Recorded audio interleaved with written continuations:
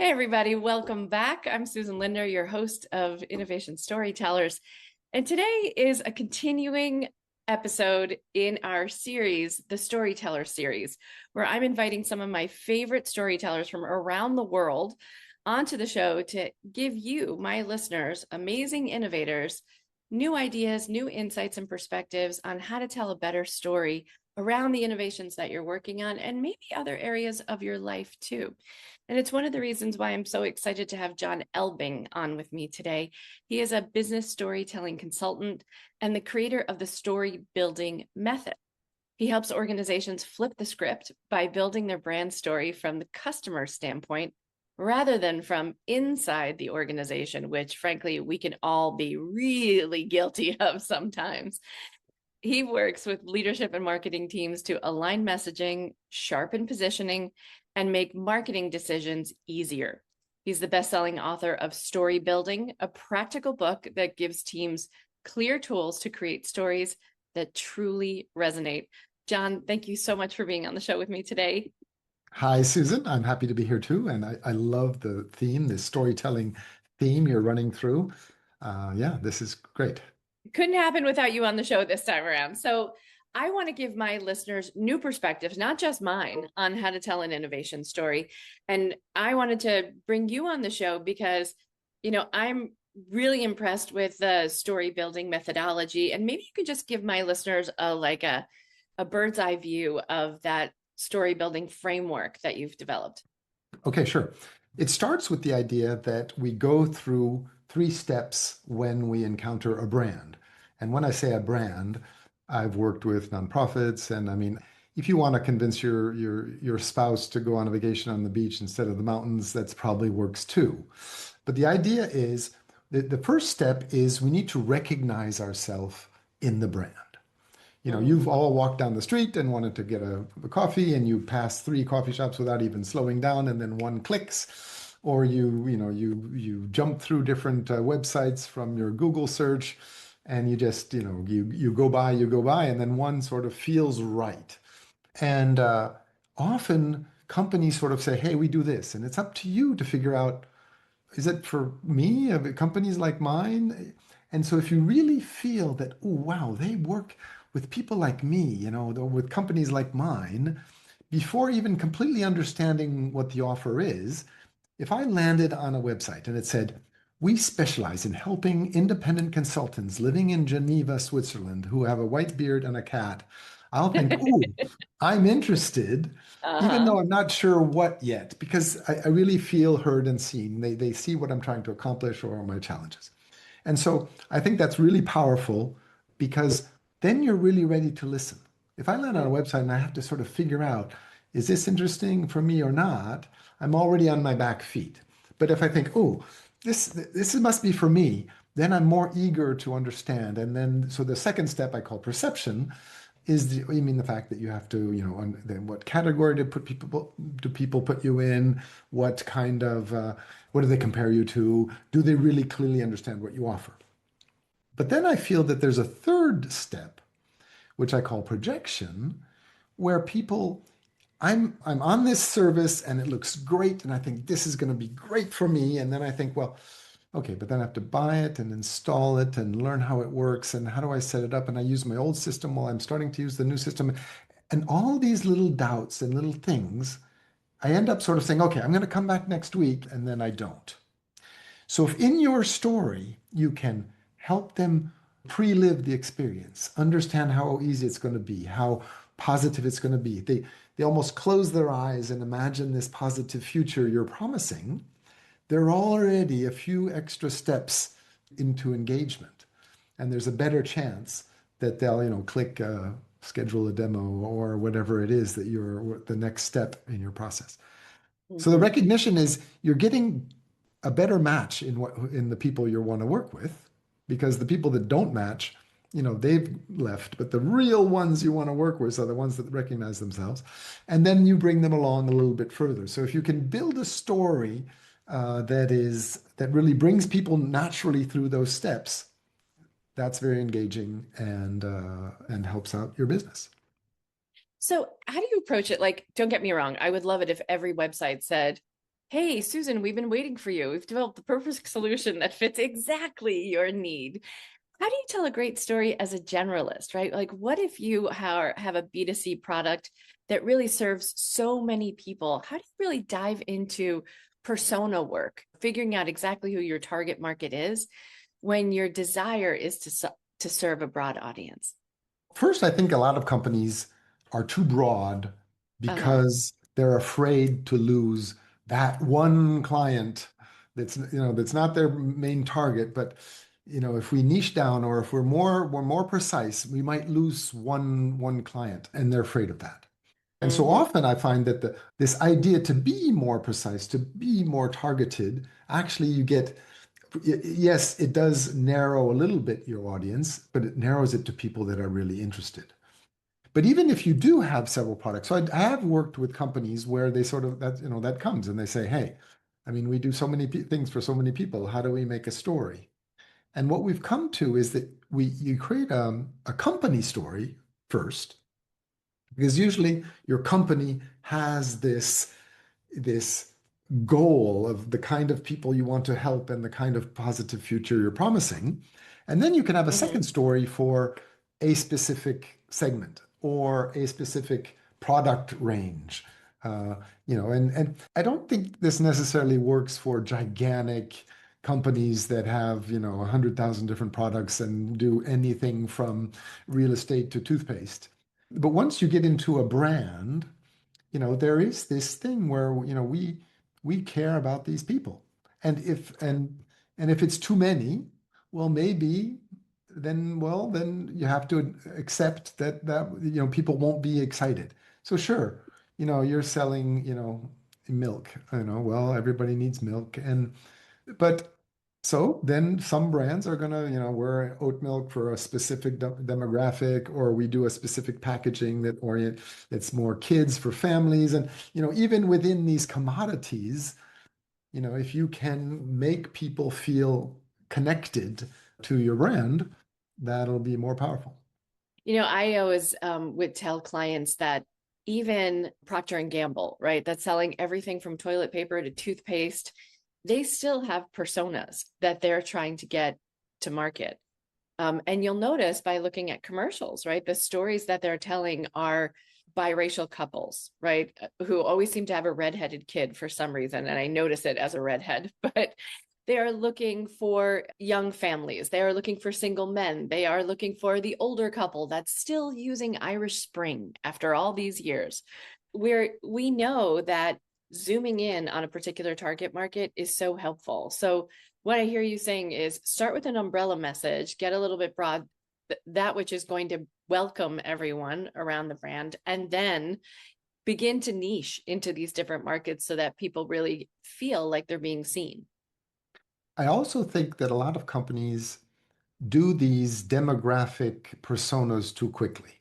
Mm, So in the sense that, some people buy sneakers to run, and some people buy sneakers to look cool and to be, part of the group. And so when you look at those two personas, you sort of say, okay, we want the young adult. So if you only look at demographics, well, those are the same demographics. It's the young mm, adult that wants to look cool and the young adult that wants to play sports of some kind. And that could even be the same person at uh-huh. different times during the day. So I always try to help companies start building personas based on aspirations and challenges. And then maybe, the grandma and the young girl will have that same thing, and and you don't want to differentiate them just because of some of these stereotypical demographics.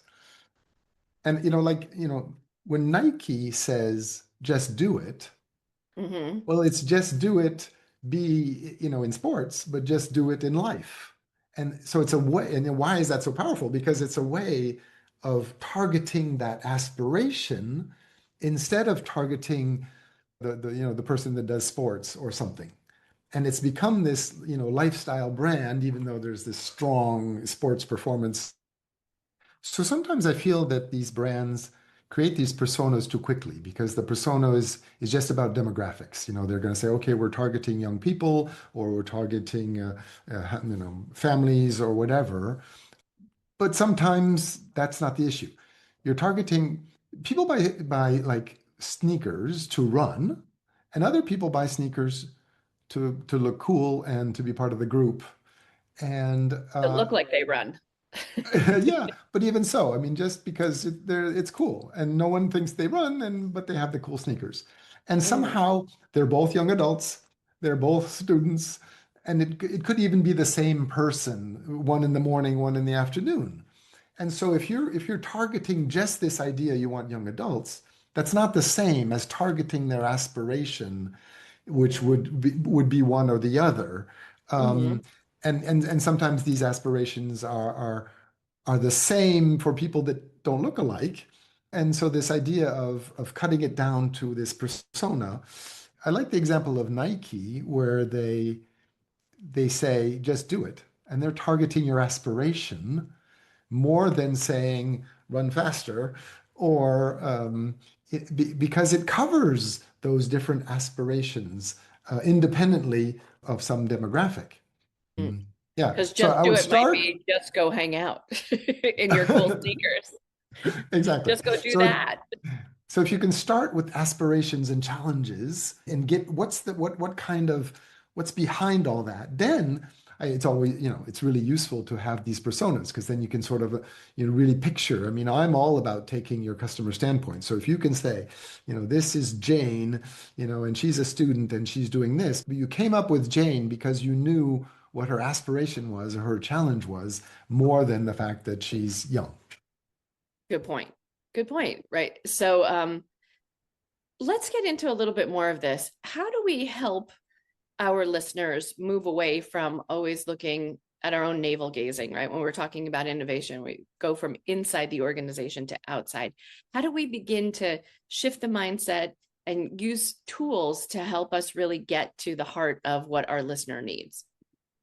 Um, so I found that, storytelling has become such a buzzword that you're not quite sure what it means anymore. It can be anything from some tips and tricks to how to make your story more fun or, have a nice coat of paint on your story. But I called it story building because you have to build the story and not, Mm, and then you can see, is it a website? Is it a movie? Is it a pitch or whatever? But it's what you say, and it starts from taking your customer standpoint. And so what I do is I help companies build their customer story. So you're like this, and this is your aspiration, and this is but you're frustrated because of this challenge, and here's how we can help. We make you the hero, and and imagine how it would be with this transformation that we propose.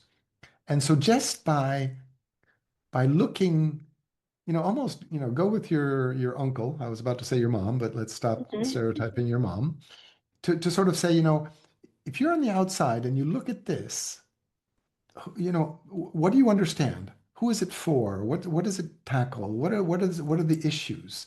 I found companies that, they offer a solution, and so the problem must be basically the lack of their solution. There's this one-on-one thing. But in customers' minds, it can be something completely different. I worked with this NGO that did a solution for purifying water. And so usually Okay. what you do is you ship chlorine by truck and you dump it in a developing country, and you'll put it in the water um, container, and that will purify the water. And they have a system where you produce the chlorine locally with electrolyze with the system. And I said, what's the problem you tackle? And they said, well, people get sick. But when we worked through it, the problem was that trucks get stuck in the mud. And so this truck that's delivering the chlorine sometimes doesn't get there, and the water turns bad. And so their Mm, system avoids the logistical problem. And so the people in the field, what keeps them up at night is, will the truck arrive tomorrow? Of course, the end goal is because, people could get sick. But if you can target what's really top of mind in your customer, what they're really worrying about, that's really powerful. And so I spend a lot of time trying to play with these levels.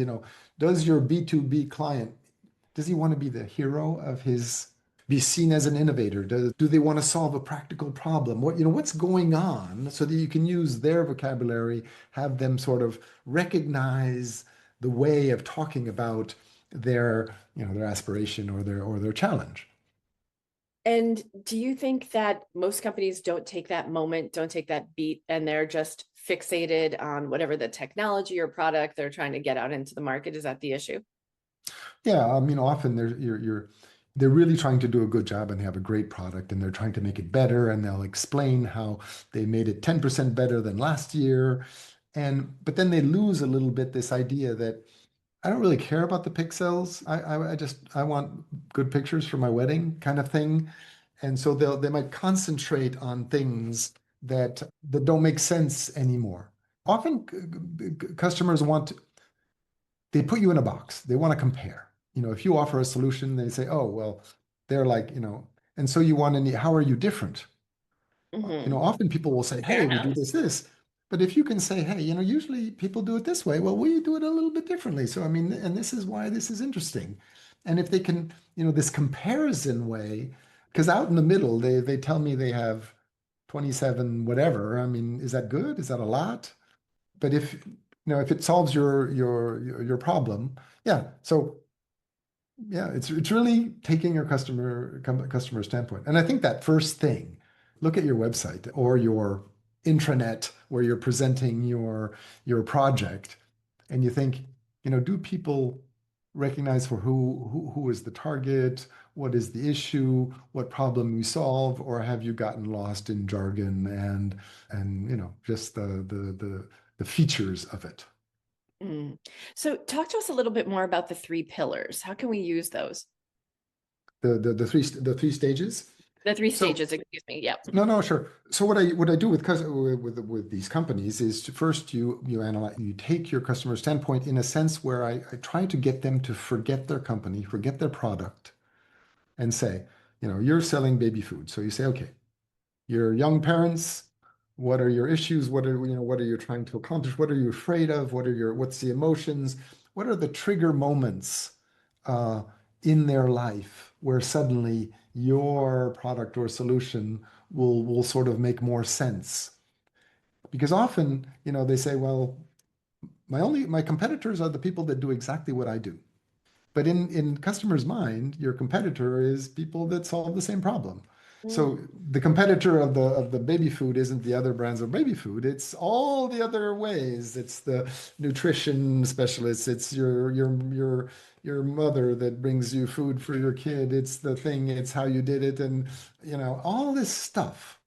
And so if you can get out of your head and out of your little thing, you can sort of see, what and and then you can position your product to respond to that overall need. I do like that idea of the trigger moments. I get telephone calls. Are you happy with your insurance?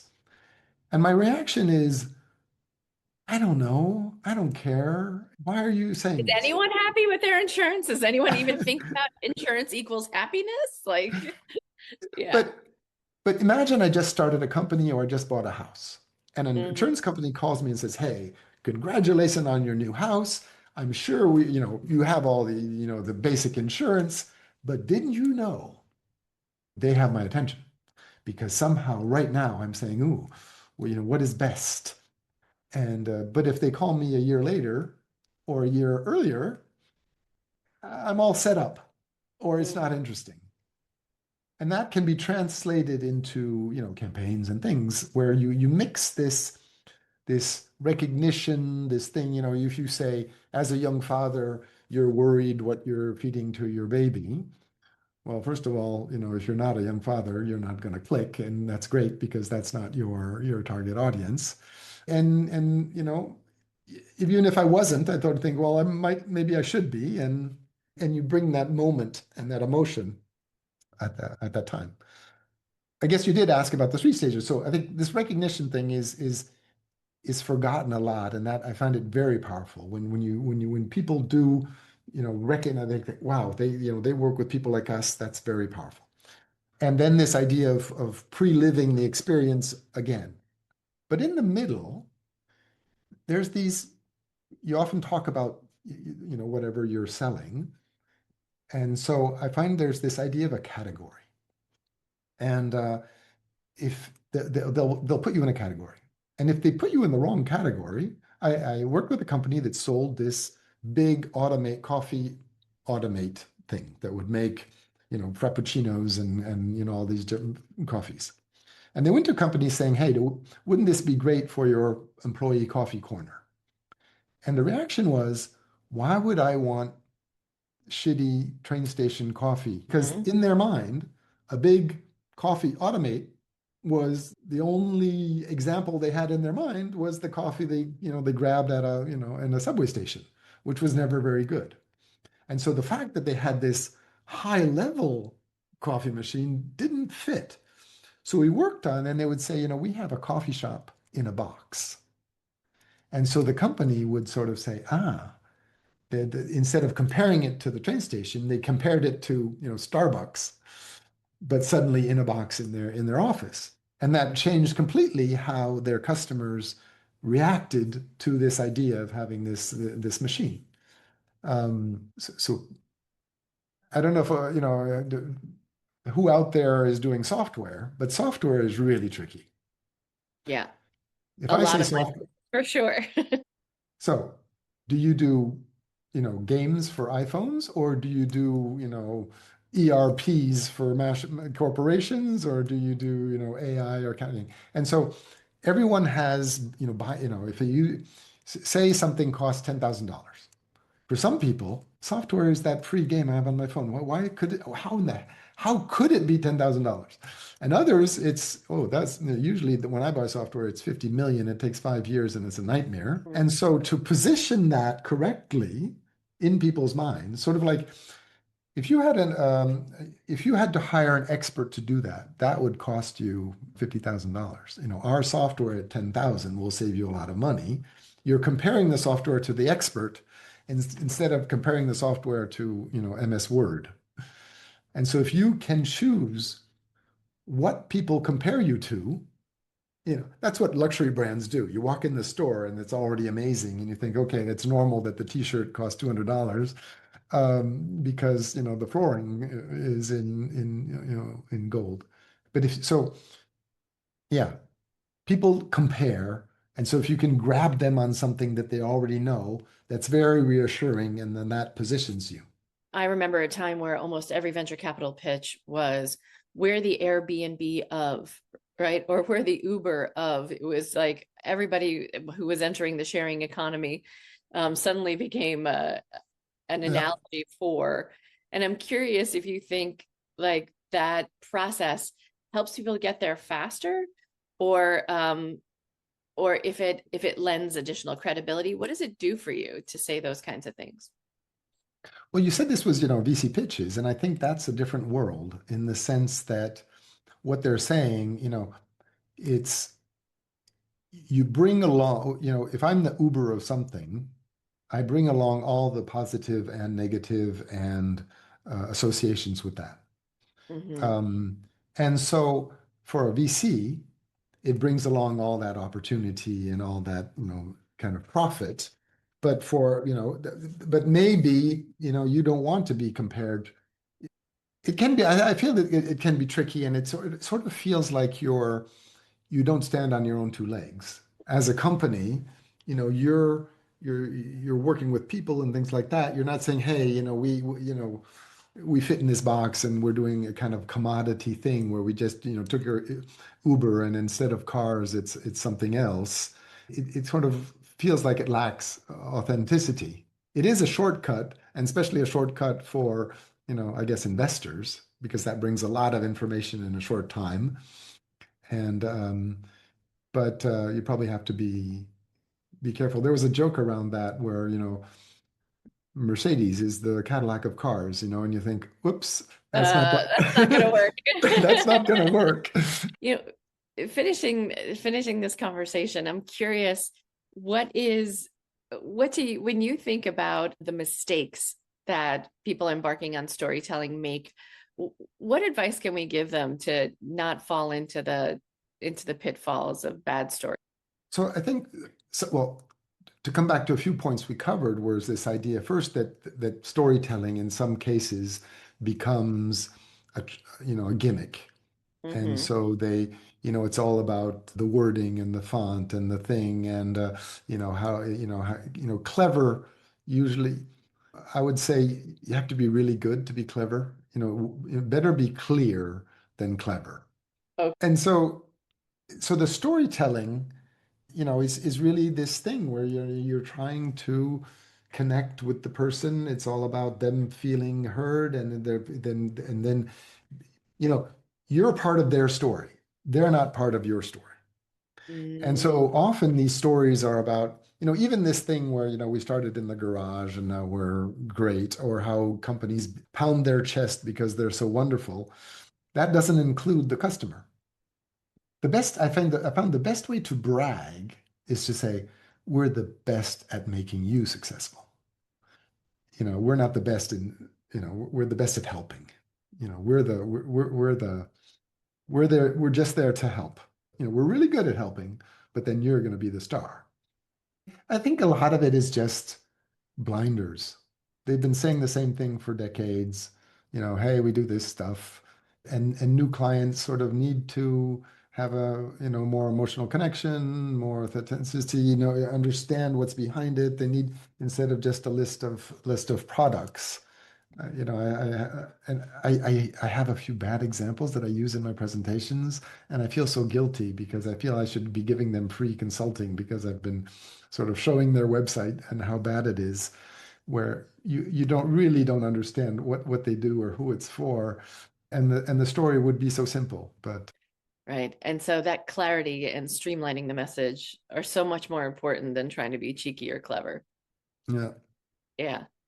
So I'm going to ask you the three questions I ask everyone who comes on the show. John, what do you think is the greatest innovation of all time? Ooh, language. Well, all Mm, depends. So, how you define innovation, but yeah, something around communication, I would say. okay, great. And if you could join any innovation team in the course of human history, which team would you join? Ah, that's tricky. I've coached a lot of startups and a lot of NGOs, humanitarian things, and there's all these projects, and you think, oh, that's so amazing. And so a while back, I could have talked about some of the big apples and others.